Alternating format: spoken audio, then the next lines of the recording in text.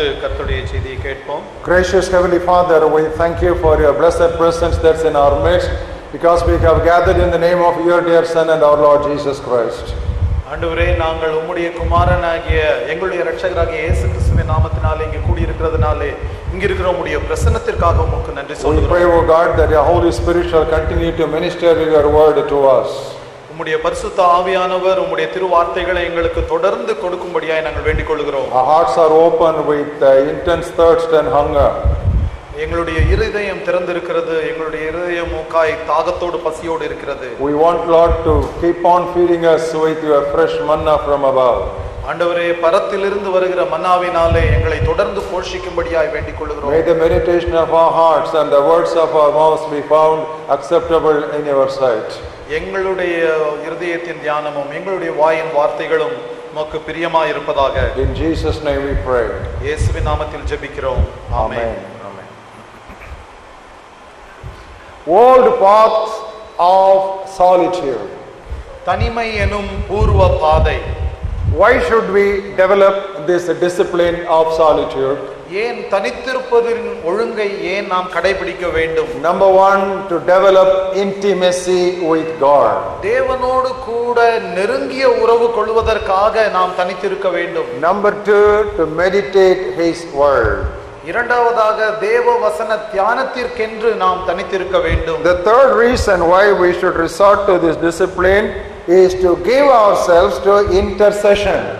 ஏன் இந்த ஒழுங்கு தேவை? மூன்றாவதாக மன்றாட்டு ஜெபத்தில் நம்மை ஊற்றி விடுவதற்காக தனித்திருக்க வேண்டும். Not just intercede, I said to give ourselves to intercession. வெறும் மன்றாட்டு ஜெபம் என்று நான் சொல்லவில்லை, மன்றாட்டு ஜெபத்தில் நம்மையே ஊற்றி விடுவதற்காக. Now the Bible is full of many intercessors, especially several of the Old Testament prophets were mighty intercessors. வேதம் முழுவதிலும் இப்படிப்பட்ட மன்றாட்டு ஜெப வீரர்களை பற்றி எழுதி இருக்கிறது. அதிலும் விசேஷமாக பழைய ஏற்பாட்டிலே அநேக ஜெப வீரர்கள், மன்றாட்டு ஜெப வீரர்களை குறித்து சொல்லி இருக்கிறது. And they were all prophets. அவர்கள் எல்லாருமே தீர்க்கதரிசிகள். One such mighty intercessor was the prophet Jeremiah. அதிலே ஒரு சிறந்த மன்றாட்டு ஜெப வீரர் என்று சொன்னால் எரேமியா தீர்க்கதரிசி. Turn with us to the book of Jeremiah and turn to the 9th chapter. எரேமியா தீர்க்கதரிசியின் புத்தகத்திற்கு திருப்புங்கள். அதிலும் 9வது அத்தியாயம். I will read the first two verses to you. அதில் உள்ள முதல் 2 வசனங்களை வாசிக்கிறேன். Oh, that my head were waters and my eyes a fountain of tears, that I might weep day and night for the slain of the daughter of my people. என் ஜனமாகிய குமாரத்தி கொலையுண்ண கொடுத்தவர்களின் நிமித்தம் நான் இரவும் பகலும் அழும்படியாய், ஐயோ என் தலை தண்ணீரும் என் கண்கள் கண்ணீரூற்றுமானால் நலமாயிருக்குமே என்று சொல்லுகிறார். He did not stop there. அங்கே அவர் நிறுத்தவில்லை. He has got one more pursuit. That is what is our subject this morning. மற்றொரு காரியத்தையும் சொல்லுகிறார். அதுதான் இன்றைய காலையிலே நாம் தியானிக்கும் செய்தி. The second verse. இரண்டாவது வசனம். Oh, that I had in the wilderness a lodging place for wayfaring men.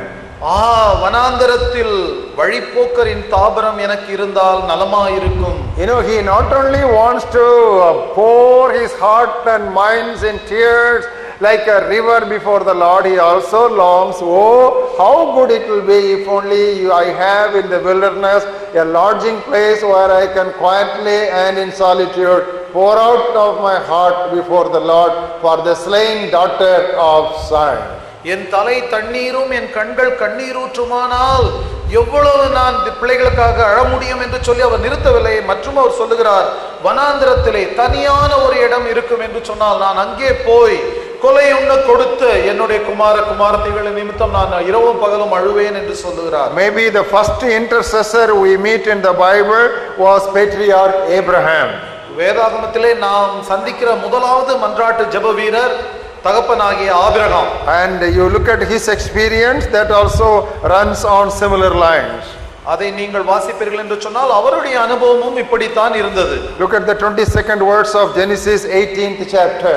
ஆதியாகமம் 18வது அத்தியாயத்தின் 22வது வசனத்தை பாருங்கள். The men turned away from there and went towards Sodom, but Abraham still stood before the Lord. 22வது வசனம். அப்பொழுது அந்த புருஷர் அவ்விடம் விட்டு சோதோமை நோக்கி போனார்கள். ஆபிரகாமோ பின்னும் கர்த்தருக்கு முன்பாக நின்று கொண்டிருந்தான். Are you able to understand that there is something that is hidden in this particular verse? When all the people left, this man stood alone before God in solitude, because this is the beginning of his intercession for Sodom and Gomorrah. இந்த வசனத்திலே மறைந்திருக்கிறதான ஒரு காரியத்தை கவனித்து பாருங்கள். எல்லாரும் போய்விட்டார்கள், ஆனால் ஆபிரகாமோ கர்த்தருக்கு முன்பாக தனித்து நிற்கிறார். இதுதான் சோதோம் கொமோரா பட்டணங்களுக்காக அவன் செய்ய போகிற மன்றாட்டு ஜெபத்தின் துவக்கம். And we all know about the long intercession. He was literally pleading before the Lord for the intervention for the righteous people in the city. அவன் செய்த மன்றாட்டு ஜெபம் நம் அனைவருக்கும் நன்றாக தெரியும். அவன் கடவுளோடு கூட பேரம் பேசுகிறார். And then when you come to the 33rd verse, 33வது வசனத்தில் நாம் வாசிக்கிறோம். So the Lord went his way as soon as he had finished speaking with Abraham, and Abraham returned to his place. கர்த்தர் ஆபிரகாமோடே பேசி முடித்த பின்பு போய்விட்டார். ஆபிரகாமும் தன்னுடைய இடத்திற்கு திரும்பினான். So he was not interceding. There is nothing wrong in interceding where you are, but for holy wrestling intercession we need to withdraw ourselves into solitude. That is very clearly brought out in the life of this patriarch. நாம் இருந்த இடத்தில் இருந்தே மன்றாட்டு ஜெபம் செய்வதிலே எந்த தவறும் இல்லை. ஆனால் தேவனோடு கூட போராடி மன்றாடி மற்றவர்களுக்காக ஜெபிக்கும் பொழுது ஒரு தனிமையான இடத்திலே போய் இருந்து ஜெபிக்க வேண்டியதை குறித்து ஆபிரகாம் நமக்கு கற்றுக் கொடுக்கிறார். And I want to point out one very interesting place in the Gospels as to where Jesus withdrew specifically for solitude prayer. சுவிசேஷ புத்தகங்களிலே நாம் வாசிக்கிறோம் ஒரு முக்கியமான காரியம், இயேசு கிறிஸ்து ஒரு குறிப்பிட்ட இடத்திலே போய் ஜெபித்து வந்தார். No, for particular reason he did that. ஒரு குறிப்பிட்ட காரணத்திற்காக அப்படி செய்தார். Matthew's Gospel 14th chapter. மத்தேயு நற்செய்தி நூல் 14வது அத்தியாயம். Look at the 22nd verse. 22வது வசனத்தை பாருங்கள். Just before that he had multiplied 5 loaves and 2 fish, and he had fed more than 5,000 men. இதற்கு கொஞ்சம் முன்புதான் 5 அப்பம் 2 மீன்களை கொண்டு 5000 பேருக்கு அவர் உணவளித்தார். That's what we read in the 21st verse. அதைத்தான் 21வது வசனத்திலே வாசிக்கிறோம். Now those who had eaten were about 5,000 men, besides women and children. ஸ்திரீகளும் பிள்ளைகளும் தவிர சாப்பிட்ட புருஷர்கள் ஏறக்குறைய 5000 பேராய் இருந்தார்கள். And what does the Bible say in the next verse? அடுத்த வசனத்திலே வேதம் என்ன சொல்லுகிறது? In the English Bible it begins with the word immediately. Immediately Jesus made his disciples to get into the boat and go before him to the other side while he sent the multitude away. ஆங்கில வேதாகமத்திலே பார்க்கும் பொழுது உடனடியாக என்று எழுதி இருக்கிறது. இங்கு தமிழ் வேதாகமத்தில் இயேசு ஜனங்களை அனுப்பி விடுகையில் தம்முடைய சீடர்கள் படவில் ஏறி தமக்கு முன்னே அக்கறைக்கு போகும்படி அவர்களை துரிதப்படுத்தினார். Because there was a sense of urge for him. A huge miracle has happened. ஒரு பெரிய அற்புதம் நடந்திருக்கிறது. ஆகையினாலே இயேசு கிறிஸ்துவுடைய உள்ளத்திலே ஒரு அவசரம். And look at the 23rd verse. 23வது வசனத்தை பாருங்கள். When he had sent the multitudes away, he went up on a mountain by himself to pray. அவர் ஜனங்களை அனுப்பி விட்ட பின்பு தனித்து ஜெபம் பண்ண ஒரு மலையின் மேல் ஏறி சாயங்காலமான போது when the evening had come he was alone there. சாயங்காலமான போது அங்கே தனிமையாய் இருந்தார். Oh beloved, this is a culture which we are not very accustomed to. பிரியமானவர்களே, இப்படிப்பட்ட ஒரு கலாச்சாரம் நமக்கு இது பழக்கம் இல்லை. We may have intercessory prayer before a program but not after a program. நாம் ஒரு நிகழ்ச்சி நடப்பதற்கு, ஒரு ஆவிக்குறி கூட்டம் நடப்பதற்கு முன்பாக மன்றாடி ஜெபிக்கும் பழக்கம் உண்டு. ஆனால் அது முடிந்தவுடன் மன்றாடி ஜெபிப்பதில்லை. Now there was a great success. இங்கே ஒரு பெரிய வெற்றி. And people wanted to make him a king. ஜனங்கள் அவரை ஒரு ராஜாவாக்க வேண்டும் என்று விரும்பினார்கள். People wanted to do this and that and made lot of wide publicity. அவர்கள் இயேசு கிறிஸ்துவை அப்படி செய்ய வேண்டும் இப்படி செய்ய வேண்டும் என்று சொல்லி பிரசித்தப்படுத்தினார்கள். But Jesus, he said to his disciples, you please go. You know, he was sort of, hey, சீக்கிரம் போங்கப்பா. Because there was an inner urge. Because now having performed something in public, his heart was longing and craving for being alone with his father. ஆண்டவராகிய இயேசு கிறிஸ்து இப்பொழுது ஒரு மிகப்பெரிய அதிசயத்தை செய்து முடித்திருந்தார். இன்னும் சில பேர் அங்கே இருந்திருக்கலாம். ஆகையினாலே அவர்களை துரிதப்படுத்துகிறார். சீக்கிரமாய் புறப்பட்டு போங்கள் என்று சொல்லி. ஏனென்று சொன்னால் தேவனுடைய சமூகத்திற்கு செல்ல வேண்டும் என்று சொல்லுகிறதான ஒரு தாகம், வாஞ்சை அவரை உந்தி தள்ளியது. What is the lesson we have in this passage? இந்த பகுதியிலே நமக்கு கிடைக்கிற பாடம் என்ன? The more God uses us, the more we should withdraw into solitude. தேவன் நம்மை எவ்வளவுக்கு அதிகமாய் உபயோகப்படுத்துகிறாரோ அவ்வளவுக்கு அதிகமாய் அவரோடு கூட தனித்திருக்கும்படியாய் நாம் செல்ல வேண்டும். I am not saying in order to be used by God more you spend more time in solitude, but I am going the other way around. When God in His grace uses you more, you withdraw as often as possible into solitude for prayer. தேவன் உங்களை அதிகமாய் உபயோகப்படுத்த வேண்டும் என்றால் அதிகமாய் தனித்திருக்க வேண்டும் என்று நான் உங்களுக்கு சொல்லவில்லை. மாறாக தேவன் உங்களை எவ்வளவுக்கு அதிகமாய் உபயோகப்படுத்துகிறாரோ அவ்வளவுக்கு அதிகமாய் நீங்கள் தேவனோடு கூட தனித்திருக்கும்படியாய் வெளியே வாருங்கள். Why do I say that? ஏன் அதை சொல்லுகிறேன்? Greater the victories, greater can be the fall also. ஏனென்று சொன்னால் எவ்வளவு பெரிய வெற்றிகள் கிடைக்கிறதோ அவ்வளவு பெரிய வீழ்ச்சியும் கூட நேரிடுகிறது. Once again let me say that it's a very solemn lesson. மிகவும் இந்த முக்கியமான ஆழமான கருத்தை சொல்ல விரும்புகிறேன். Great victories, unless we are very careful and extra vigilant, will lead us to great fall. நாம் அதிக எச்சரிக்கையாய் கவனமாய் இராத பட்சத்தில் பெரிய வெற்றிகள் நம்மை பெரிய வீழ்ச்சிக்கு நேராக நடத்திவிடும். Jesus Christ often withdrew. இயேசு கிறிஸ்து அடிக்கடி தனியே சென்றார். And one day he asked his disciples, ஒரு நாள் அவர் தம்முடைய சீடர்களை பார்த்து கேட்டார், what do people say that I am? நான் யார் என்று சொல்லி ஜனங்கள் சொல்லுகிறார்கள்? You know what the disciples immediately answered? என்ன சொன்னார்கள் தெரியுமா அவருடைய சீடர்கள்? Some people say you are John the Baptist. சில பேர் சொல்லுகிறார்கள் நீர் யோவான் ஸ்நானகன். And some people say you are Elijah. சிலர் நீர் எலியா என்று சொல்லுகிறார்கள். And some people say you are Jeremiah. இன்னும் சிலர் சொல்லுகிறார்கள் நீர் எரேமியா தீர்க்கதரிசி என்று. Why did these people guess these three names? ஏன் இயேசு கிறிஸ்துவை பற்றி நினைத்த உடனேயே இந்த மூன்று பேரை குறித்து அவர்களுக்கு ஞாபகம் வந்தது? He could be John the Baptist, அவர் ஒருவேளை யோவான் ஸ்நானகனா இருக்கலாம், or he could be prophet Jeremiah, இல்லை என்று சொன்னால் தீர்க்கதரிசியாகிய எரேமியாவாக இருக்கலாம், or he could be prophet Elijah. இல்லை என்று சொன்னால் எலியா தீர்க்கதரிசியாக இருக்கலாம். You know why? ஏன் தெரியுமா? You study the history of all these three prophets, you will find they were known for their solitude. நீங்கள் இந்த மூன்று தீர்க்கதரிசிகளின் வாழ்க்கை வரலாற்றை படித்து பார்ப்பீர்கள் என்று சொன்னால் இவர்கள் மூன்று பேருமே தேவனோடு கூட தனித்திருப்பதை நாம் காண முடியும். You know, they looked like eccentrics. They were not actually eccentrics. They were perfectly balanced. That is why they were in solitude. அவர்களை பார்த்தால் கிறுக்கர்களை போல இருப்பார். ஆனால் கிறுக்கர்கள் அல்ல, அவர்கள் சமநிலை உடையவர்கள் தான். ஆனால் தேவனோடு கூட தனித்து இருக்கக்கூடியவர்கள். John the Baptist, யோவான் ஸ்நானகர், he was always a loner. எப்பொழுதுமே தனியாக இருக்க தனிமையான மனிதர் தான். Not only solitude, everything was different about him. இந்த யோவான் ஸ்நானகனை குறித்து பார்த்தால் எல்லாமே மாறுபட்ட வித்தியாசமான மனிதர். His dress was different. அவருடைய ஆடை வித்தியாசமாக இருந்தது. His diet was different. அவருடைய உணவும் கூட வித்தியாசமாக இருந்தது. Thank God his doctrine also was different. அவருடைய உபதேசமும் கூட வேறுபட்டதா இருந்தது. So he was not only a solitude lover, he was also a strange man. அவர் தனிமையை விரும்புவர் மாத்திரம் அல்ல, ஒரு மாதிரி விசித்திரமான மனிதர். So maybe this man also is very strange. ஒருவேளை இயேசு கிறிஸ்துவும் கூட இப்படி விசித்திரமான ஒரு மனிதராக இருப்பார் என்று Because after performing miracles you should go to the printing press for a magazine. நீங்கள் ஒரு அற்புதம் நடந்து விட்டது என்று சொன்னால் பத்திரிகை அலுவலகத்திற்கு சென்று உங்கள் பத்திரிகையிலே அதை பதிக்க வேண்டும். Or you should go to the photo studio to develop your prints. இல்லை என்று சொன்னால் போட்டோ ஸ்டுடியோவுக்கு சென்று நீங்கள் எடுத்த புகைப்படங்களை வெளியிட வேண்டும். What a crack he is. What a strange guy he is. Crazy.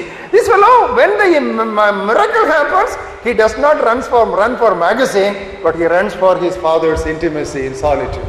என்னையா இயேசுவே உமக்கு கிறுக்கு பிடித்திருக்கிறதா? ஒரு பெரிய அற்புதம் செய்த உடனே பத்திரிகையிலே அதை வெளியிடாமல் மலையின் மேலே தனியாய் போய் ஜெபிக்க வேண்டும் என்று சொல்லுகிறீரே என்று சொல்லி நினைத்தார்கள். And what this man is, he is like prophet Jeremiah. இவர் என்ன எரேமியா தீர்க்கதரிசியை போலல்லவா இருக்கிறார்? All the time weeping and weeping and weeping, and if that is not enough, oh my eyes were like rivers. How much you want to weep? எரேமியா தீர்க்கதரிசி புலம்பலின் தீர்க்கதரிசி. அவர் எப்பொழுதுமே அழுது கொண்டே இருந்தார். அழுதது போதாது என்று சொல்லி என் தலை தண்ணீரும் கண்கள் கண்ணீரூற்றுமானால் நலமாயிருக்கும், இன்னும் அழுவேனே என்று சொல்லுகிறார். And then prophet Elijah, he was also a loner. எரேமியா தீர்க்கதரிசியும் தனியான ஒரு மனிதர் தான். People left him. He felt that he was alone. To that extent he was experiencing that loneliness. எல்லாரும் அவரை புறக்கணித்து விட்டார்கள். ஐயோ நான் தனிமையா இருக்கிறேனே என்று சொல்லக்கூடிய அளவுக்கு தனிமையான மனிதர். So all these three men, they said, this could be one of these three, because there is that discipline of solitude very much prevalent around this person. இதையெல்லாம் அறிந்திருந்ததினாலே அவர்கள் சொன்னார்கள், இவர்கள் மூன்று பேரிலே ஒருவராய் இருக்கக்கூடும். ஏனென்று சொன்னால் இவரும் கூட தனிமையை விரும்புகிற மனிதராய் இருக்கிறார். Beloved, prayer in solitude is becoming extinct in Christianity. பிரியமானவைகளே, தனிமையிலே ஜெபிப்பது என்பது காண கிடைக்காத அரிதான ஒரு காரியமாக மாறிவிட்டது. People who will rush and run for all night prayers or full time at the feet of Jesus can hardly spend 1 hour in a discipline of solitude prayer. பிரியமானவர்களே, இன்றைக்கு முழு இரவு ஜெபம், முழு நாள் ஜெபம் என்று சொன்னால் விழுந்தெடுத்து கொண்டு ஓடுகிறவர்கள் தனிமையிலே தேவனோடு கூட 1 மணி நேரம் செலவழிப்பது என்பது அரிதான காரியம். You know why? ஏன் தெரியுமா? It is more difficult to spend 1 hour alone with God in solitude prayer than spend 8 hours in a prayer meeting. ஏனென்று சொன்னால் தனிமையிலே 1 மணி நேரம் ஜெபிப்பது என்பது பகிரங்கமாக கூட்டத்திலே 8 மணி நேரம் ஜெபிப்பதை விட கடினமான ஒரு காரியம். Jesus taught about prayer. இயேசு கிறிஸ்து ஜெபிக்க கற்றுக் கொடுத்தார். So many things he taught about prayer. ஜெபத்தை குறித்த அநேக காரியங்களை அவர் கற்றுக் கொடுத்தார். But what is the first lesson on prayer? ஆனால் ஜெபத்தை குறித்த முதல் பாடம் என்ன? When you pray, நீ ஜெபிக்கும் பொழுது get into the room. அறைக்குள் செல். Don't just get into the room. Don't just stop with getting into the room. அறைக்குள் சென்று அதோடு நிறுத்தி விடாதே. Shut the door. கதவை மூடு. கதவை பூட்டின்னு இருக்கு. கதவை பூட்டு. மூடினாலும் தள்ளிட்டு வந்துருவாங்க. கதவை பூட்டு. Are you clear? The first lesson on prayer is prayer in solitude. ஜெபத்தை குறித்த முதல் பாடமே தனித்து ஜெபிப்பது என்பதுதான். Shut the door. கதவை பூட்டு. And pray in secret to your Father in secret. அந்தரங்கத்தில் இருக்கிற உன் பிதாவை நோக்கி ரகசியமாய் நீ ஜெபி என்கிறார். And the Father who sees you in secret will reward you openly. அந்தரங்கத்தில் உன்னை பார்க்கிற உன் பிதா பகிரங்கமாய் வெளியரங்கமாய் உனக்கு பதிலளிப்பார். That is why that great prayer prophet by name E.M. Bounds. ஆகையினால் தான் ஜெபத்தின் தீர்க்கதரிசி என்று சொல்லுகிற ஊழியர் E.M. Bounds அவர்கள், You know what he has written? அவர் ஜெபத்தை குறித்து என்ன எழுதி இருக்கிறார் தெரியுமா? The secret of prayer is praying in secret. ஜெபத்தின் ரகசியமாய் ஜெபிப்பதே என்று எழுதி இருக்கிறார். Wonderful statements cannot be better than this. Nobody can coin a better sentence than this. ஜெபத்தை குறித்து இதைவிட சிறப்பான ஒரு வாக்கியத்தை வேறு எவரும் எழுதிவிட முடியாது. The secret of prayer is praying in secret. ஜெபத்தின் ரகசியமாய் ஜெபிப்பதே. Oh, God is calling us to this old path of getting back alone with God, shutting ourselves alone with God in solitude prayer. தேவனோடு கூட தனித்திருக்கும்படியாய், தேவனோடு கூட நெருங்கி இருக்கும்படியாய், அவரோடு கூட நேரம் செலவழிக்கும்படியாய் தேவன் இந்த பூர்வ பாதைக்கு நம்மை அழைக்கிறார். In the 6th chapter of Matthew, Jesus spoke about prayer in solitude, and only in the 18th chapter he spoke about prayer in collective groups. 6வது அத்தியாயம், மத்தேயு நற்செய்தி நூல் 6வது அத்தியாயத்திலே தனிமையாய் அந்தரங்கத்தில் ஜெபிப்பதை குறித்து அவர் எழுதுகிறார். ஆனால் சொல்லிக் கொடுக்கிறார். 18வது அத்தியாயத்தில் தான் கூடி ஜெபிப்பதை குறித்து அவர் சொல்லுகிறார். We are overtaken up with what he has written in the 18th chapter, but we have forgotten the first syllables of a prayer life. நாம் அந்த 18வது அத்தியாயத்திற்கு அவசரமாய் முந்தி சென்று விட்டோம். ஆனால் ஜெபத்தின் ஆரம்ப பக்கமாகிய 6வது அத்தியாயத்தை நாம் மறந்து விட்டோம். You will find in course of time I am going to develop the relationship between the private prayer and the public prayer. தனி ஜெபம், பகிரங்க ஜெபம் என்பதை குறித்து நான் தொடர்ந்து உங்களோடு கூட பேசுவேன். Now that is why when Apostle Paul he wrote about prayers, oftentimes you would have noticed my prayers. ஆகையினால் தான் அப்போஸ்தலனாகிய பவுல் நிருபங்களிலே எழுதும்போது என்னுடைய ஜெபங்களில் என்று எழுதுகிறார். Let us quickly look at some passages. சில வசனங்களை நாம் பார்ப்போம். Romans 1st chapter and we will read the 9th verse. ரோமருக்கு எழுதின நிருபத்திலே கடிதத்திலே முதலாவது அத்தியாயம் 9வது வசனம். God is my witness, whom I serve with my spirit in the gospel of his Son, that without ceasing I make mention of you always in my prayers. Encircle the word my prayers. பாருங்கள், பவுல் என்ன எழுதுகிறார் 9வது வசனத்திலே, நான் ஜெபம் பண்ணும் பொழுதெல்லாம் இடைவிடாமல் உங்களை நினைத்து கொண்டிருக்கிறதை குறித்து தமது குமாரனுடைய சுவிசேஷத்தினாலே என் ஆவியோட நான் சேவிக்கிற தேவன் எனக்கு சாட்சியாயிருக்கிறார். நான் ஜெபம் பண்ணும் பொழுது என்னுடைய ஜெபத்திலே என்பதை குறித்துக் கொள்ளுங்கள். The same book, come to the 10th chapter. அதே புத்தகத்திலே கடிதத்திலே 10வது அத்தியாயத்திற்கு வாருங்கள். First verse. முதலாவது வசனம். My heart's desire and prayer to God for Israel is that they might be saved. Encircle the word my desire and my prayer. அதிலே அவர் சொல்லுகிறதை பாருங்கள், என் இருதயத்தின் விருப்பமும் நான் தேவனை நோக்கி செய்கிற விண்ணப்பமும் என்னவென்றால் இஸ்ரவேலர் ரட்சிக்கப்பட வேண்டும் என்பதுதான். என் விருப்பம், என் விண்ணப்பம் என்பதை குறித்துக் கொள்ளுங்கள். Come to Ephesians 1st chapter. எபேசியருக்கு எழுதின நிருபத்திலே முதலாவது அத்தியாயம். Look at the 16th verse. 16வது வசனம். I do not cease to give thanks for you, making mention of you in my prayers. Encircle the word my prayers. எபேசியர் 1:16 இடைவிடாமல் உங்களுக்காக ஸ்தோத்திரம் பண்ணி என் ஜெபங்களில் உங்களை நினைத்து, என் ஜெபம் என்பதை கோடிட்டுக் கொள்ளுங்கள். Come to the 3rd chapter and look at the 14th verse. அதே எபேசியர் கடிதத்திலே 3வது அத்தியாயம் 14வது வசனம். For this reason I bow my knees to the Father of our Lord Jesus Christ. Again encircle the word my. 14வது 15வது வசனத்தை நாம் சேர்த்து பார்ப்போம். இதன் நிமித்தம் நம்முடைய கர்த்தராய் இருக்கிற இயேசு கிறிஸ்துவினுடைய பிதாவை நோக்கி முழங்கார் படியிட்டு, அது அவருடைய ஜெபத்தை குறிக்கிறதா இருக்கிறது. And come to Philippians 1st chapter. பிலிப்பியருக்கு எழுதின நிருபத்திலே முதலாவது அத்தியாயம். I will read to you verses 3 and 4. 3வது 4வது வசனங்கள். I thank my God upon every remembrance of you always in every prayer of mine, making request for you all with joy. Every prayer of mine. சுவிசேஷம் உங்களுக்கு அறிவிக்கப்பட்ட நாள் முதல் இதுவரைக்கும் நீங்கள் அதற்கு உடன்பட்டவர்களானபடியால் நான் பண்ணுகிற ஒவ்வொரு விண்ணப்பத்திலும் அவருடைய, அதை நீங்கள் அடிக்க ஓடிட்டுக் கொள்ளுங்கள். ஒவ்வொரு முறையும் அவர் விண்ணப்பம் பண்ணும்போது என்னுடைய ஜெபம் என்று சொல்கிறார். And 2 Timothy 1st chapter. தீமோத்தேயுவுக்கு எழுதின 2வது நிருபம் முதலாவது அத்தியாயம். I look at the 3rd verse. 3வது வசனம். I thank God whom I serve with a pure conscience as my forefathers did, as without ceasing I remember you in my prayers night and day. நான் இரவும் பகலும் இடைவிடாமல் என் ஜெபங்களில் உன்னை நினைத்து என்று சொல்லுகிறார். Beloved, today there is a overemphasis in large gatherings of prayer, and the result is we have undercut the importance and relevance of personal prayer. பிரியமானவர்களே, இந்த நாட்களிலே நாம் அதிக கூட்டமாக கூடி ஜெபிக்கிற ஜெபத்திற்கு அளவுக்கு மீறிய முக்கியத்துவம் கொடுத்திருப்பதனாலே தனிப்பட்ட ஜெபத்திற்கு அதன் பலனையும் அதனால் வருகிறதான முக்கியத்துவத்தையும் நாம் குறைத்து விடுகிறோம். Because people do not spend enough time in private prayer, in collective worship and prayer they violate scriptural principles. பகிரங்கமான ஜெபத்திலே அவர்கள் அதிகமான நேரம் செலவிட்டு தனிப்பட்ட நேரத்திலே அவர்கள் குறைவான நேரம் செலவிடுகிறதுனாலே ஆராதனை பகிரங்க ஜெபத்தை குறித்ததான வேத கோட்பாடுகளை அவர்கள் மீறுகிறார்கள். For example, உதாரணமாக speaking in tongues. அந்நிய பாஷையிலே பேசுவது. Speaking in tongues is not for church use, it is for private use. நவநாவுகளிலே அந்நிய பாஷையிலே பேசுவது என்பது சபைக்கு பேசுவதல்ல, தனிப்பட்ட முறையிலே தேவனோடு கூட பேசுவதற்காக. Turn with me to 1 Corinthians 14th chapter. 1 கொரிந்தியர் 14வது அத்தியாயத்திற்கு வாருங்கள். I will read to you verses 17 and 18. 17வது 18வது வசனங்கள். 1 Corinthians 14, 17 and 18.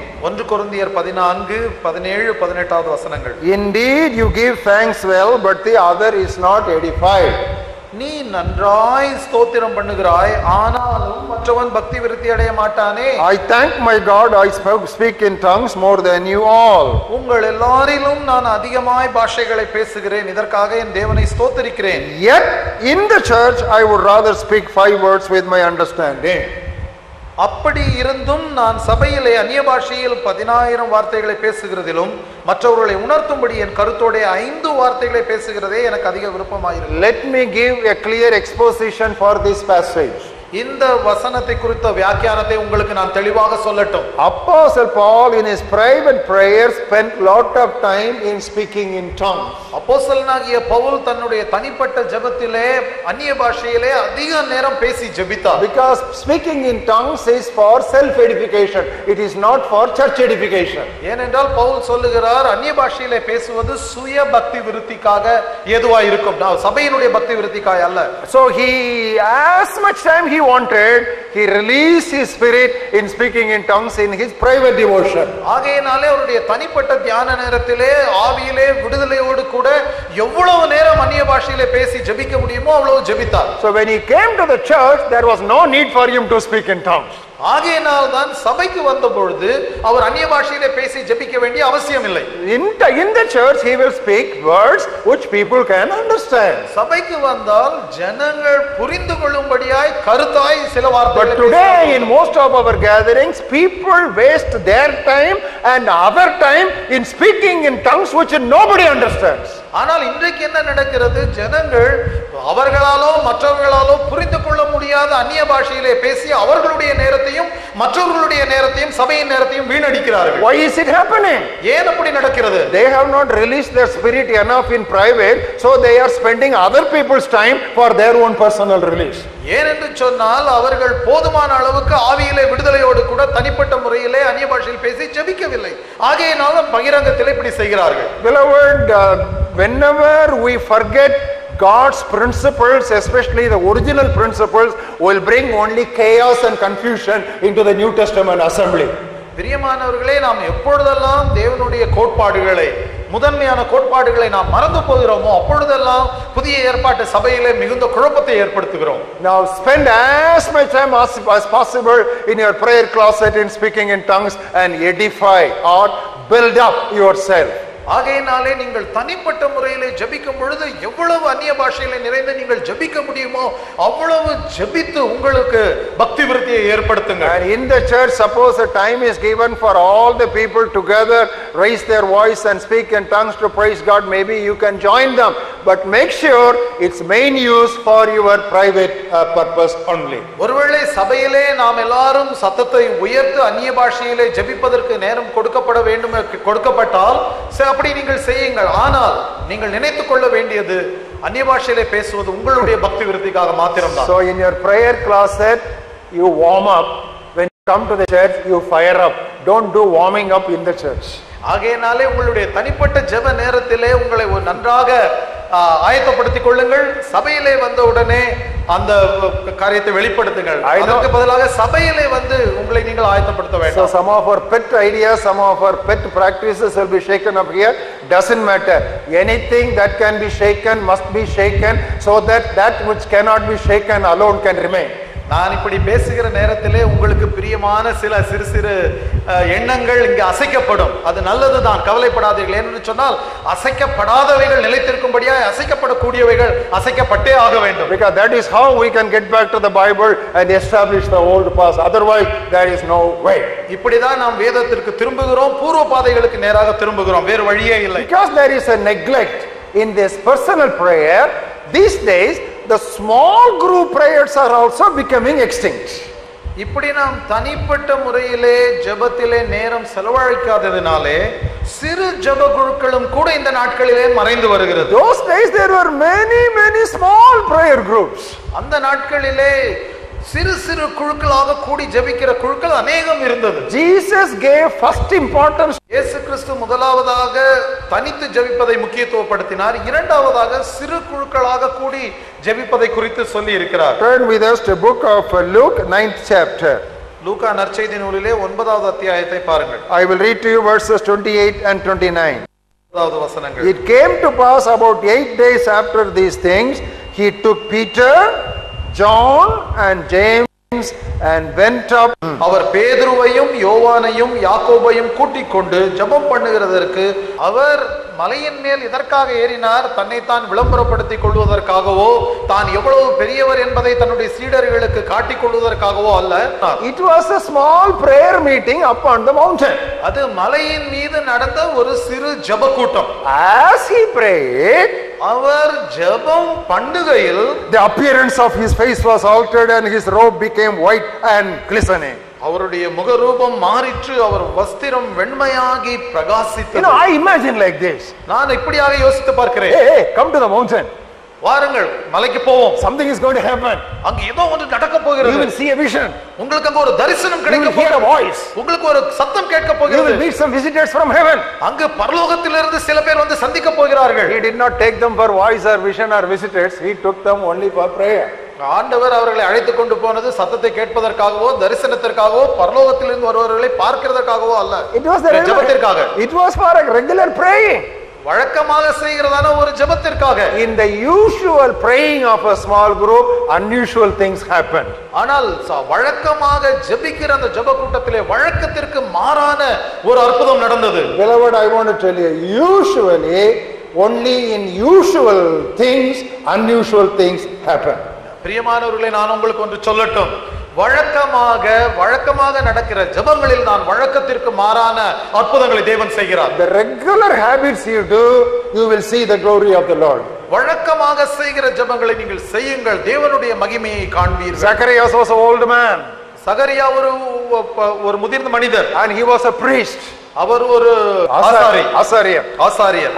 As his custom was, he was going into the temple to offer the sacrifice. அவர் வழக்கம் போல தேவனுடைய ஆலயத்திலே தகன பலியை செலுத்தும்படியாய் உள்ளே போனார். And suddenly the angel of the Lord appeared there. அங்கே தேவனுடைய தூதன் திடீரென்று அவனுக்கு And the angel of the Lord told him, you are going to become a father of John the Baptist.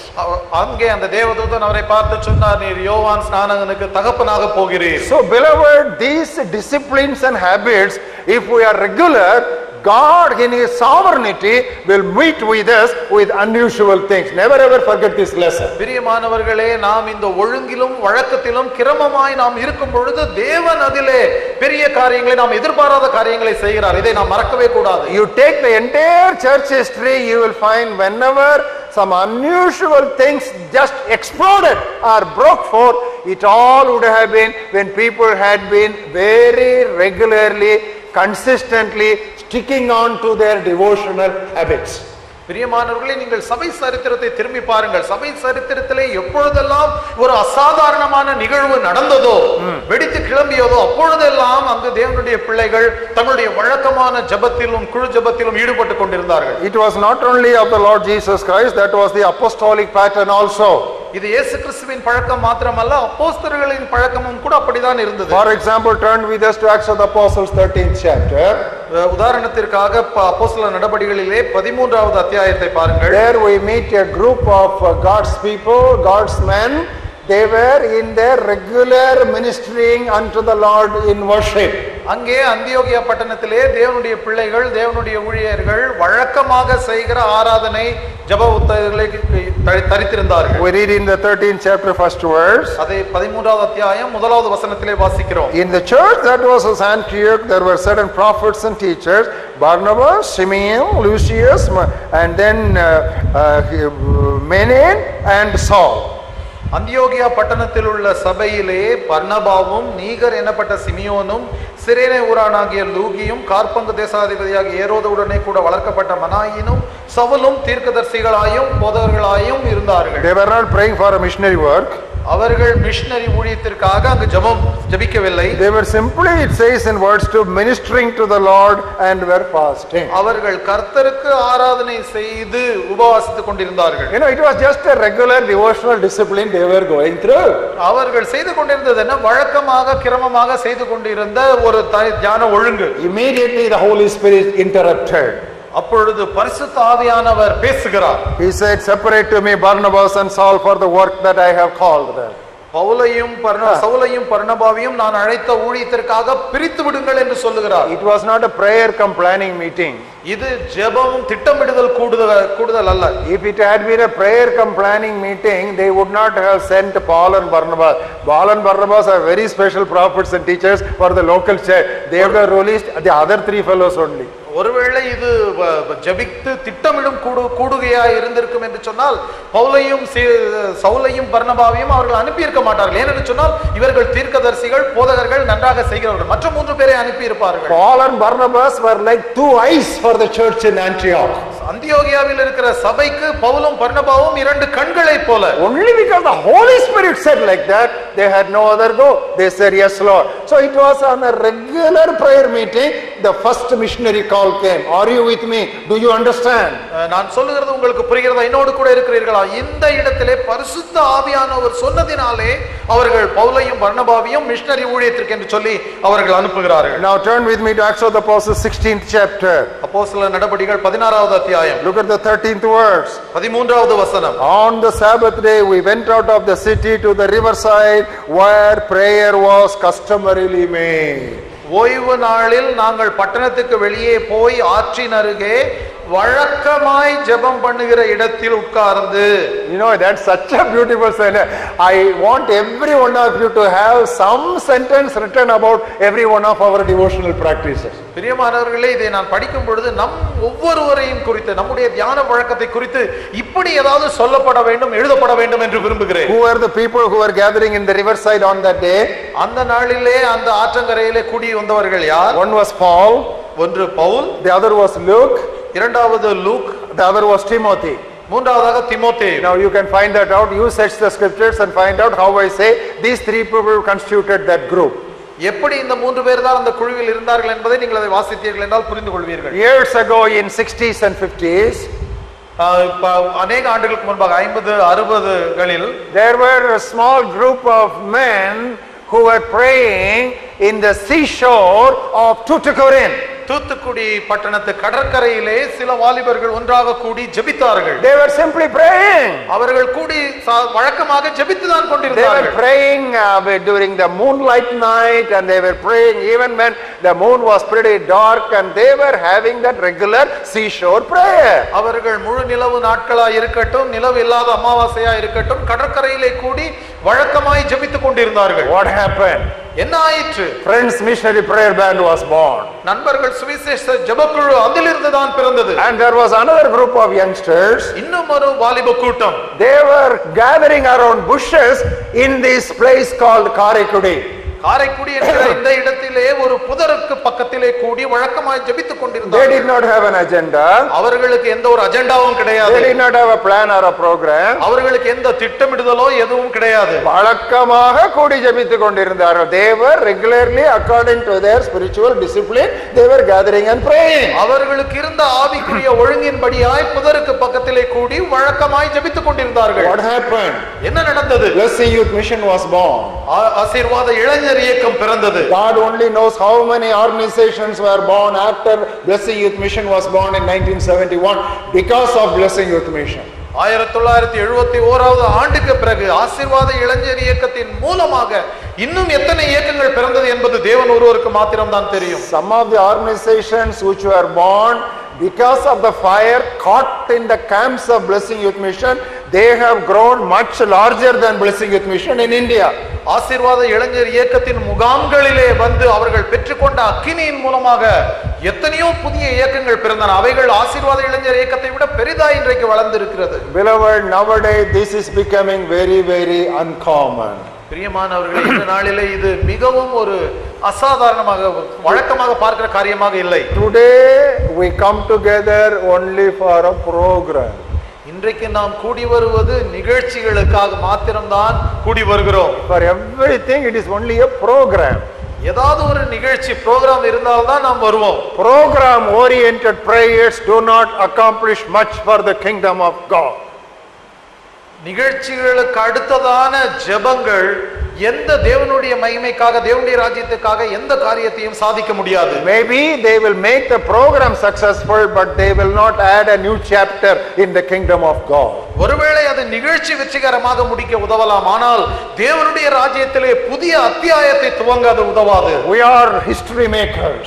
நாம் சரித்திரம் படைக்கிறவர்கள். God has called us in this old past camp to become history makers. இந்த பூர்வ பாதைகள் முகாமிலே நாம் சரித்திரம் படைக்கும்படியாய் தேவன் அழைக்கிறார். So establish and restore that habit of small group coming together in prayer, 3, 4, 5, riverside, mountainside, or in bushes, or wherever, seashore.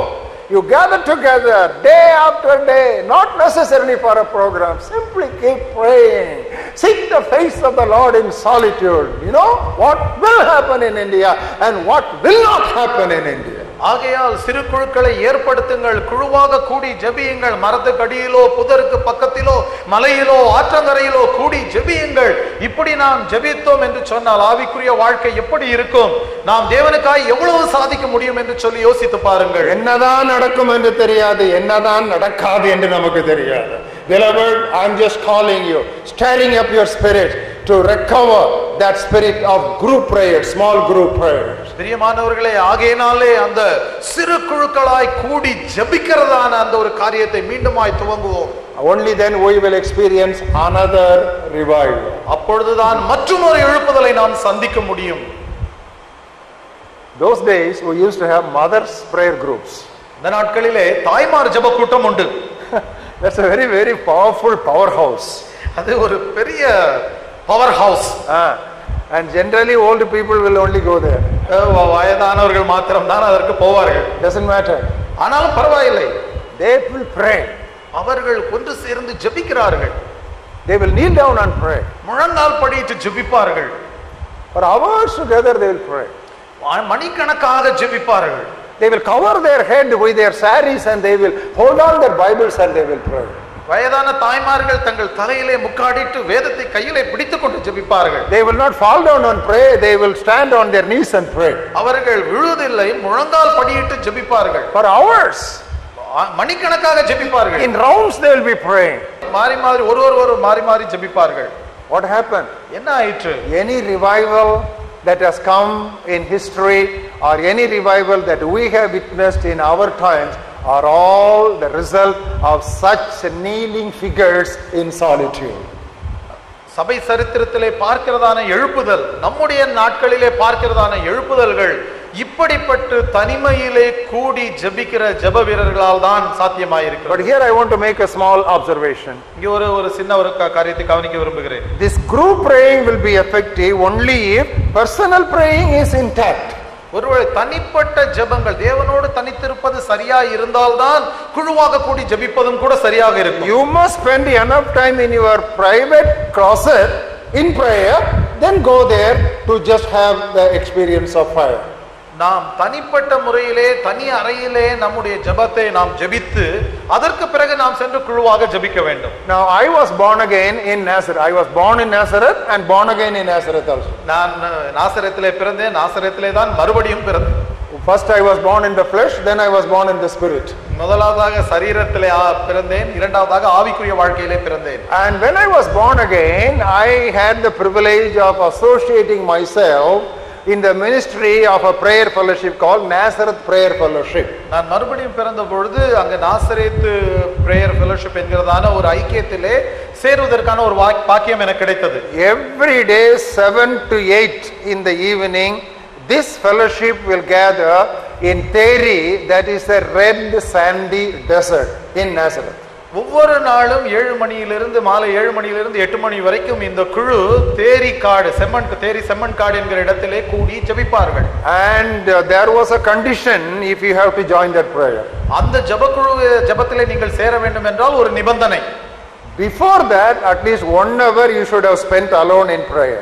நீங்கள் முதலாவது 1 மணி நேரம் தனித்து ஜெபித்திருக்க வேண்டும். It may look very legalistic, but I think because we are so indisciplined, better we get legalized sometime. ஒருவேளை இதை கேட்கும்போது இது என்ன இப்படி கட்டளை போடுகிறார், நிபந்தனை போடுகிறார்களே என்று சொல்லி நினைக்கலாம். ஆனால் நமக்கு இருக்க ஒழுங்கின்மையை பார்க்கும் பொழுது இப்படி கட்டாயமாக கட்டளை போடுவது நல்லது என்று நினைக்கிறேன். And they will not ask you whether you prayed for 1 hour or not. அவர்கள் உங்களை பார்த்து நீ 1 மணி நேரம் ஜெபித்தாயா என்று கேட்க மாட்டார்கள். That is a self-imposed discipline. இது நீங்கள் உங்களுக்கு நீங்களாகவே விதித்துக் கொண்ட ஒரு ஒழுங்கு. You prepare yourself on your knees alone. நீங்கள் உங்களுடைய முழங்காலிலே முதலில் ஆயத்தம் செய்து கொள்ளுங்கள். And that practice I brought into Karaikudi. நான் அந்த ஒழுங்கை காரைக்குடிக்கு கொண்டு வந்தேன். It's not my original idea. அது என்னுடைய சொந்த ஒரு எண்ணம் அல்ல. I learned it from someone and I taught it here for the college prayer group in Karaikudi. நான் அதை இன்னொருவரிடமிருந்து கற்றுக்கொண்டேன். காரைக்குடியில் உள்ள ஜெபக்குழுவுக்கு அதை கொண்டு வந்தேன். Here also we had an understanding. Before coming for collective prayer, we will always have an individual prayer time. இங்கும் கூட நாங்கள் குழுவாக கூடி ஜெபிப்பதற்கு முன்பாக நாங்கள் தனித்தனியே தேவனோடு கூட நேரம் செலவழிப்போம். Beloved, I am talking about the old paths. பிரியமானவர்களே, நான் பூர்வ பாதைகளை குறித்து பேசுகிறேன். I know getting back to old paths is not at all easy. You have to pay a price. பிரியமானவர்களே, பழைய பாதைக்கு திரும்புவது என்பது அவ்வளவு சுலபம் அல்ல. அதற்காக நாம் கிரயம் செலுத்த வேண்டும். At the end of the third day program tomorrow, you can say the messages were good, many new verses Brother Stanley brought out, wonderful, God bless him. That way also you can go. ஒருவேளை மூன்றாவது நாள் முகாம் முடிந்த பிறகு, ஆஹா என்ன அருமையான முகாம், சகோதரர் ஸ்டான்லி அவர்கள் கடவுளுடைய செய்தியை கொடுத்தார்கள், அநேக வசனங்களை கேட்டோம், போகிறோம் என்று சொல்லியும் போகலாம். Or you may give yourself to the restoration of the spiritual disciplines. ஆனால் இல்லாவிட்டால் இந்த ஒரு ஆவிக்குரிய ஒழுங்குக்கு நேராக நீங்கள் திரும்பலாம். I will tell you what I feel in my heart.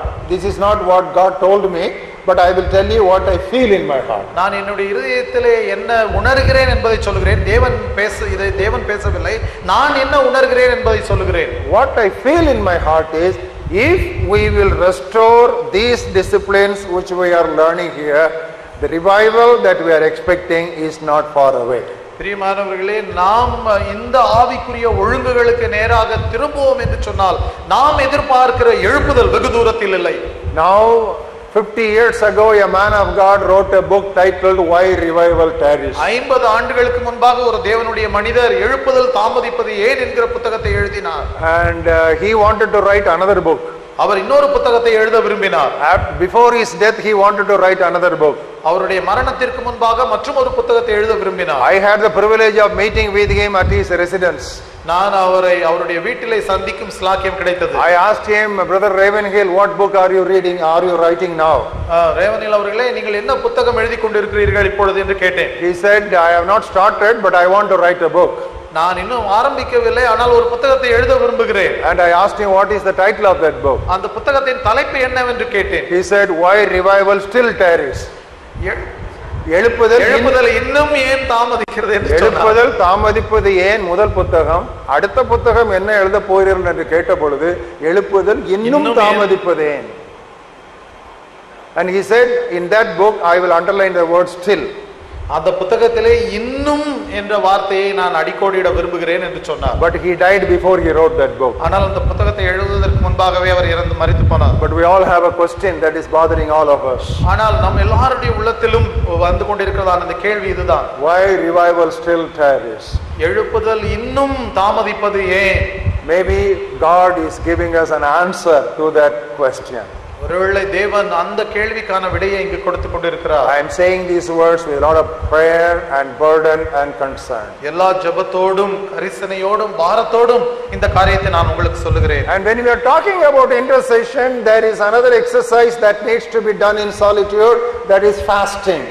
நீங்கள் இந்த மன்றாட்டு ஜெபத்தை குறித்து சொல்லும் பொழுது தனித்து நாம் செய்ய வேண்டிய மற்றொரு காரியம் உபவாசித்தல். When Jesus spoke about fasting, he said, let your fasting be known to your Father in secret only. ஆண்டவர் உபவாசத்தை குறித்து நமக்கு சொல்லும் பொழுது சொன்னார், உன்னுடைய உபவாசம் உன் தேவனுக்கு மட்டும் காணக்கூடியதா இருக்கட்டும். But today fasting is publicized in wall posters also. ஆனால் இந்த நாட்களிலே உபவாசம் என்பதை தெரு போஸ்டர்களில் அடித்து ஒட்டுகிறார்கள். No wonder we accomplish very little through our fasting. ஆகையினாலே உபவாசத்தின் மூலமாய் நாம் ஒன்றையும் சாதிக்கவில்லை. Beloved, fasting, if it has to be effective as much as possible, first of all it should be an individual fasting that you and your God only know. பிரியமானவர்களே, உபவாசம் உகந்ததாய் இருக்க வேண்டும் என்று சொன்னால் உங்களுக்கும் உங்களுடைய தேவனுக்கும் மாத்திரம் தெரிகிறதான உபவாசமாய் இருக்க வேண்டும். Now when you talk about fasting, don't think you have to fast yourself only from food. உபவாசம் என்று சொன்ன உடனே உணவை மட்டும் தவிர்த்தல் என்று நீங்கள் நினைக்க வேண்டாம். Fasting should be from people also. உணவு மாத்திரமல்ல, நம்மை சுற்றுமுற்றிலும் இருக்கிறவர்களிடமிருந்து நாம் விலகி இருக்க வேண்டும். So I have written down in my notes, you should fast not only from the fork but also from the folk. நீங்கள் உபவாசம் என்று சொல்லும் பொழுது உணவு மாத்திரமல்ல, உற்றார் சுற்றார் இடத்திலும் இருந்து விலகி இருப்பதுதான். Because that is fasting. Fasting means you forego certain things. ஏனென்று சொன்னால் உபவாசம் என்று சொன்னால் சில காரியங்களை விட்டு விடுவதாகும். Beloved, I know that some of the things what I am saying is not too appealing to some of you, but you don't disturb others. To whoever it is appealing, I would like to make a statement. He who has an ear, let him hear what the Spirit says to the churches. பிரியமானவர்களே, நான் சொல்லுகிறதான காரியங்கள் உங்களுக்கு நீங்கள் விரும்பத்தக்கதா இல்லாமல் இருக்கலாம், உங்களுக்கு கவர்ச்சிகரமா இல்லாமல் இருக்கலாம், ஆனால் மற்றவர்களுக்கு அது பிடித்திருக்கும். ஆகையினாலே நீங்கள் மற்றவர்களை தொந்தரவு செய்யாதீர்கள். காதுள்ளவன் தேவன் சபைக்கு ஆவியானவர் சபைக்கு சொல்லுகிறதை கேட்க கடவர். Fast in secret, அந்தரங்கத்திலே உபவாசிப்பது, praying in secret, அந்தரங்கத்திலே ஜெபிப்பது. normally during such fasting and praying, God will bless you with tears. இப்படிப்பட்ட தனித்து அந்தரங்கத்திலே ஜெபிக்கிற ஜெபங்களில் தான் தேவன் கண்ணீர்களை தந்து நம்மை ஆசீர்வதிப்பார். தேவன் கண்ணீரை தந்து நம்மை ஆசீர்வதிக்கிறார். God will, I mark my word, God will bless you with tears. தேவன் கண்ணீரை தந்து உங்களை ஆசீர்வதிப்பார். Tears have become rare today. இந்த நாட்களிலே கண்ணீர் சிந்தி ஜெபிப்பது என்பது அரிதாகி வருகிறது. There was a man called Ezra. Ezra என்று சொல்லுகிறதான ஒரு மனிதர் இருந்தார். He said, I sat alone. நான் தனித்து உட்கார்ந்திருந்தேன் என்று சொல்லுகிறார். I wept. நான் கண்ணீர் சிந்தி அழுதேன் என்று சொல்லுகிறார். I plucked the hair of my beard. என் தாடியின் மயிரை நான் பிடுங்கிக் கொண்டேன் என்று எழுதுகிறார். You know, plucking the hair of your head is much easier than plucking the hair of your beard. If you got a French beard, you try. தலையில் இருக்கிற முடியை பிடுங்குவது சுலபம், ஆனால் கன்னத்தில் இருக்கிற தாடியை பிடுங்குவது கஷ்டம். உங்களுக்கு தாடி இருந்தால் பிடுங்கி பாருங்கள். He was plucking the hair of his beard. அவர் தன்னுடைய தாடியின் மயிரை பிடுங்கிக் கொண்டார். So much the Lord put a burden about the fallen temple of Jerusalem and the broken walls of Jerusalem. எருசலேமின் இடிந்து கிடக்கிற தேவாலயத்தையும் சுட்டெரிக்கப்பட்ட மதில்களையும் குறித்த பாரத்தை அவ்வளவாய் தேவன் அவருக்கு கொடுத்தார். I sat alone and I wept for a few days. நான் தனிமையிலே உட்கார்ந்திருந்து சில நாட்கள் அழுதேன் என்று சொல்லுகிறார். சில நாட்கள் அழுதேன். And I was simply crying and sobbing before my God. நான் சில நாட்கள் தேவனுக்கு முன்பாக அழுது கொண்டே இருந்தேன் என்று எழுதுகிறார். Then there was Nehemiah. நெகேமியாவை குறித்து பார்க்கிறோம். Hey, what happened to Jerusalem? எருசலேமுக்கு என்ன ஆயிற்று? Hey, the walls of the city of the tombs of our fathers are not only broken but they are burned down. நம்முடைய பிதாக்களினுடைய கல்லறை இருக்கிறதான எருசலேம் பட்டணத்தினுடைய கோட்டை சுவர்கள் இடிந்து கிடப்பது மாத்திரமல்ல, அவைகள் சுட்டெரிக்கப்பட்டும் கிடக்கின்றன என்று சொன்னார். When I heard these things, I became sad. இந்த காரியத்தை நான் கேட்ட பொழுது துக்க முகமுள்ளவனானேன். I could not continue to act before the king when I was stretching the cup of wine before him. அரசருக்கு முன்பாக பான பாத்திரத்தை கூட கொண்டு செல்ல முடியாத அளவிற்கு துக்க முகமுள்ளவனாய் இருந்தேன். I tried to hide my face, but the king found out that my face was sad. நான் என்னுடைய முகத்தை மறைக்க முயற்சி செய்தேன், ஆனால் அரசர் அதை கண்டுபிடித்து விட்டார். I sat alone. நான் தனிமையிலே உட்கார்ந்திருந்தேன். And I wept. நான் அழுதேன். There is a difference between Ezra and Nehemiah. எஸ்ராவுக்கும் நெகேமியாவுக்கும் ஒரு வித்தியாசம் உண்டு. Ezra plucked his own hair, Nehemiah plucked other people's hair. Ezra தன்னுடைய தாடி மயிரை தான் பிடிக்கிறார், ஆனால் நெகேமியா மற்றவருடைய மயிரை பிடிக்கிறார். To that extent he became bold, holily. He became bold, holily.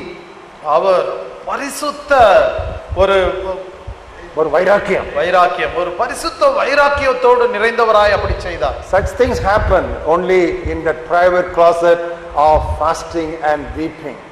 இப்படிப்பட்ட ஒரு பரிசுத்த வைராக்கியமும் தைரியமும் நாம் தனித்து உபவாசித்து ஜெபிக்கும் பொழுதுதான் வரும். Because weeping is difficult, the devil has introduced a substitute called laughing revival. இன்றைக்கு அழுவது கடினம் என்பதினாலே பிசாசானவன் ஒரு மாற்று, ஒரு சீப்பான மாறுதலை பூத்தி விடுகிறான். என்னவென்று சொன்னால் ஆவியிலே சிரிப்பது.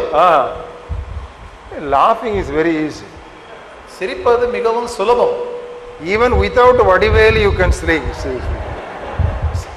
Even without Vadivel, you can always laugh. You don't know Vadivel.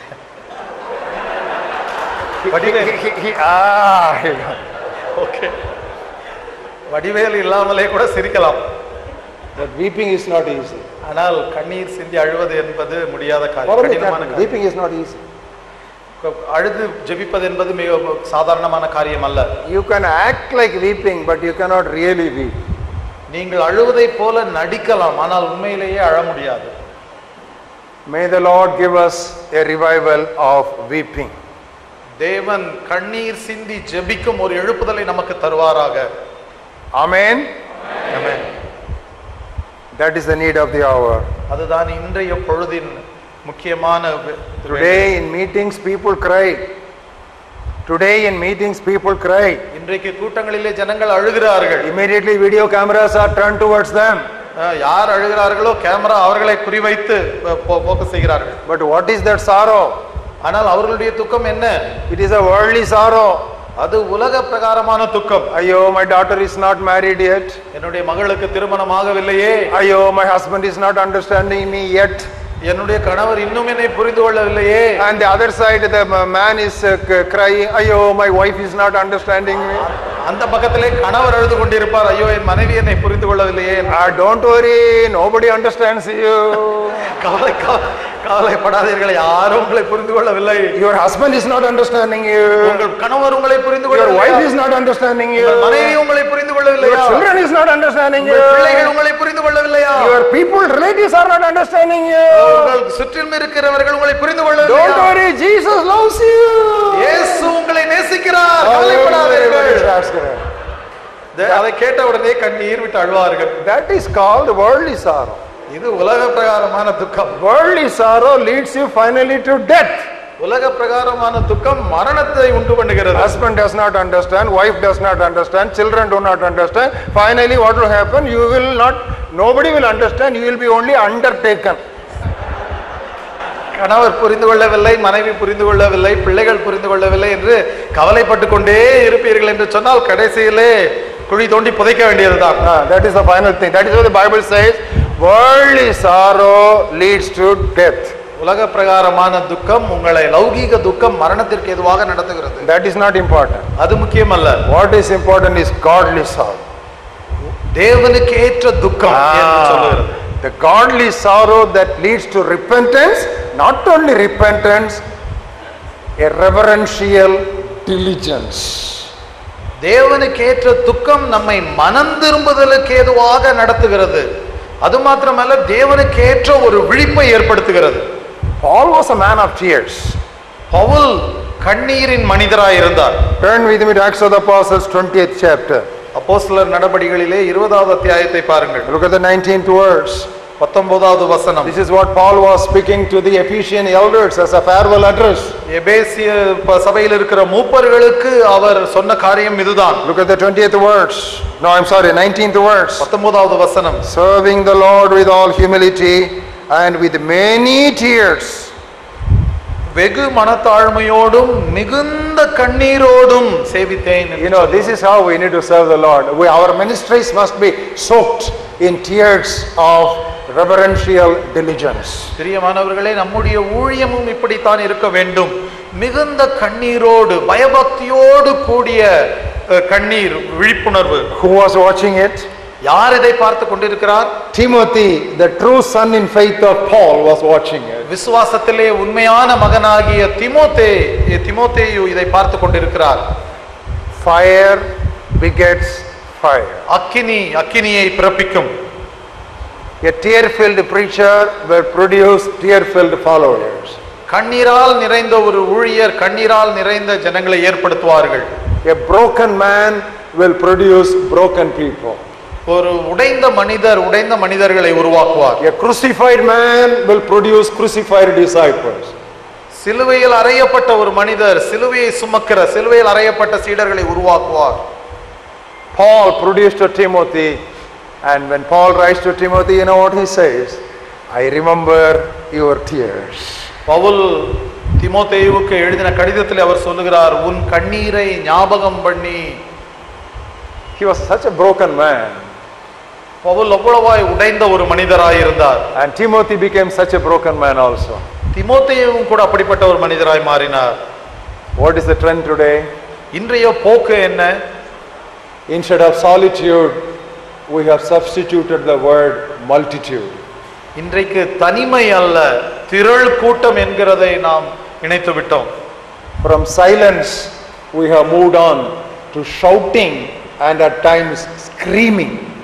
இன்றைக்கு தேவனோடு கூட அமைதியாக இருக்கிற ஒழுங்கு, அமைதி என்பதற்கு பதிலாக ஆர்ப்பாட்டம், அலறுதல் அந்த இடத்தை எடுத்து விட்டது. But without the discipline of solitude and silence, our shouting will be an empty noise. தனிமை, அமைதி என்கிற ஒழுங்கு நமக்கு இல்லாவிட்டால் நாம் இடுகிற சத்தம், கூச்சல் ஒரு வரட்டு கூச்சலாகத்தான் இருக்கும். Turn with us to book of Psalms and look at the 46th chapter. 46வது சங்கீதத்தை பாருங்கள். And look at the 10th verse. 46வது சங்கீதம் 10வது வசனம். Be still and know that I am God. நீங்கள் அமர்ந்திருந்து நானே தேவன் என்று அறிந்து கொள்ளுங்கள். Do your exercise in solitude. உங்களுடைய ஆவிக்குரிய அபியாசங்களை தனிமையிலே அபியாசியுங்கள். And after that, when you come to Psalm 47, அதற்கு பிறகாக 47வது சங்கீதத்திலே வரும்பொழுது, oh, clap your hands, all you people, shout to God with a voice of triumph. சகல ஜனங்களே கை கொட்டி தேவனுக்கு முன்பாக கம்பீர சத்தமாய் ஆர்ப்பரியுங்கள். First be still and then raise your voice unto God. நீங்கள் முதலாவதாக அமர்ந்திருந்து தனிமையிலே தேவனை அறிந்து கொள்ளுங்கள், பின்பு கை கொட்டி தேவனுக்கு முன்பாக ஆர்ப்பரியுங்கள். Everything has become very noisy these days, not only in the secular world but very much in the spiritual world also. பிரியமானவர்களே, இந்த நாட்களிலே எல்லாமே மிகுந்த சத்தமான நிகழ்வுகளாக மாறிவிட்டது. வெளி உலகிலே மாத்திரமல்ல, ஆவிக்குரிய உலகத்திலும் கூட எல்லாமே சத்தமாக நிரம்பிவிட்டது. I respect music, but I do not find a place for jarring music in spiritual circles. எனக்கு இசை மீது மிகுந்த மரியாதை உண்டு, ஆனால் ஒரு மாதிரி அலறுதல் போன்றதான இசைகள், வேகமான தாளங்கள். Because our jarring music, you know what it does? It suppresses the actual words to be clearly heard by the singers and listeners. ஏனென்று சொன்னால் இது போன்ற அலறுகிறதான இசை பாடகர்களுடைய வார்த்தைகளை, பாடுபவர்களுடைய வார்த்தைகளை முழுக செய்து விடுகிறது. What does my Bible say? என்னுடைய வேதம் என்ன சொல்லுகிறது? Be filled with the Spirit. தேவனுடைய ஆவியால் நிறைந்து. Turn to your Bibles. Turn to your Bibles to book of Ephesians 5th chapter. எபேசியருக்கு எழுதின கடிதத்திலே நிருபத்திலே 5வது அத்தியாயத்துக்கு வாருங்கள். I will read to you verses 18 onwards. 18வது வசனத்திலிருந்து நான் வாசிக்கிறேன். Don't be drunk with wine in which is dissipation. துன்மார்க்கத்துக்கு ஏதுவான மதுபான வெறி கொள்ளாமல், but be filled with the Spirit. ஆவியினாலே நிறைந்திருங்கள். What should you do? ஆவியிலே நிறைந்து என்ன செய்ய வேண்டுமாம்? Speak to one another. ஒருவருக்கொருவர் புத்தி சொல்லுங்கள். How? எப்படி புத்தி சொல்ல வேண்டும்? In psalms, சங்கீதங்களினால், hymns, கீர்த்தனைகளினால், spiritual songs. ஞான பாட்டுகளினால். Psalms and hymns and spiritual songs, it is to one another. சங்கீதங்களும் கீர்த்தனைகளும் ஞான பாட்டுகளும் எதற்காகவாம்? ஒருவருக்கொருவர் புத்தி சொல்வதற்காக. You are singing into each other's face and you are edifying the other person. நாம் ஒருவரை ஒருவர் நோக்கி பாடுகிறோம், இதன் மூலமாக நமக்கு பக்தி விருத்தி உண்டாகிறது. But when your music is too jarring, who can hear anything and understand anything? ஒருவேளை இசை அதிக ஒலியோடு கூட இருக்கும் என்று சொன்னால் நாம் பாடுகிறதான வார்த்தைகளை யார் கேட்க முடியும்? And then the Bible says in the same 19th verse, making a melody. I like that word, melody. Melodious tune unto the Lord in your heart. 19வது வசனம் தொடர்ந்து சொல்லுகிறது, உங்கள் இருதயத்தில் கர்த்தரை பாடி கீர்த்தனம் பண்ணி அருமையாய் இசைத்து பாடுங்கள் என்று சொல்லுகிறார். So beloved, these things is not possible. Ephesians 5:18, 19 and 20 is not possible if the music is too jarring. இந்த 18 எபேசியர் 5வது அத்தியாயத்தில் இருக்கிற 18, 19, 20 வசனங்கள் ஒருவேளை நம்முடைய இசை அதிகமாய் இடத்தை எடுத்துக்கொள்ளும் என்று சொன்னால் இந்த வசனங்கள் சாத்தியமில்லை. And even after the meeting is over, கூட்டம் முடிந்த பின்பும் கூட they start beating and jarring their music. இசை சத்தம் அந்த அலறுதல் முடிவதில்லை. Why? ஏன்? They tell everybody, don't talk to each other, don't talk to each other, don't fellowship with one another, go home. ஏன் சொல்கிறார்கள்? எதற்கு இவ்வளவு சத்தமான இசை என்று சொன்னால் ஒருவரோடு பேசாதீர்கள், ஐக்கியம் கொள்ளாதீர்கள், வீட்டுக்கு போங்கள் என்றார். Already there is no fellowship. After the meeting also you cannot talk to one another because of jarring music. ஏற்கனவே ஒரு ஐக்கியமும் இல்லை, கூட்டம் முடிந்த பிறகாவது ஏதாவது ஓரளவு ஐக்கியம் இருக்கும் என்று பார்த்தால் அங்கும் அதிகமான ஓசையினாலே ஒருவரோடு பேச முடியாது. Ayyo, you go to the marriage reception. நான் இந்த நாட்களில் இந்த திருமண ரிசப்ஷனுக்கு போகும்போது பார்க்கிறேன். Those of you who want to greet the bride, you come this way and you greet the bride and go that way. மணமக்களை வாழ்த்த விரும்புகிறவர்கள் இந்த வழியாக வந்து அவர்களை வாழ்த்தி அந்த பக்கமாக போய்விடுங்கள். Music, you raise. அதற்கு மத்தியிலே சத்தமான இசை. And the bride tells, this is so and so. He doesn't hear anything. For everything he says. பெண் சொல்லுவார்கள், இவர்தான் என்னுடைய மாமா ஏதோ என்று சொல்லுவார்கள். ஆனா மாப்பிள்ளைக்கு ஒன்றுமே காது கேட்காது. சரி சரி என்று மாட்டை போல தலையாட்டுவார். So he starts practicing nodding his head in the receptionist. திருமண ரிசப்ஷன் நடக்கும் போதே மனைவிக்கு தலையாட்டுவது எப்படி என்பது நன்றாக கற்றுக்கொண்டு விடுவார். You have rightly understood the message. செய்தியை நன்கு புரிந்து கொண்டீர்கள் என்று நினைக்கிறேன். Now shall we all kneel down in the presence of God? நாம் முழங்கால் படியிட்டு ஜெபிப்போம்.